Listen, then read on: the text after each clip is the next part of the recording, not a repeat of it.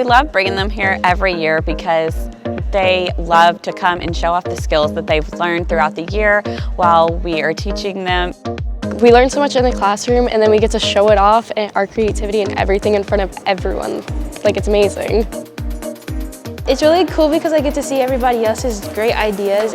The meringue race was something we've never done before. It was brand new, and the kids loved it. 1, 2, 3. They had to go crack eggs, separate them into egg white and yolk, and they had to do 10 seconds a person in their team until they got it to a consistency where it was stiff peaks, and if they turned it upside down, that it would not fall out. So they had a raincoat, and they had to go put it on and flip the meringue upside down over their head, and if you could do that without it falling out, you win. We would have gotten egg yolks in the whites, it would have totally ruined the meringue, and so just us working together as a team just was really fun for us.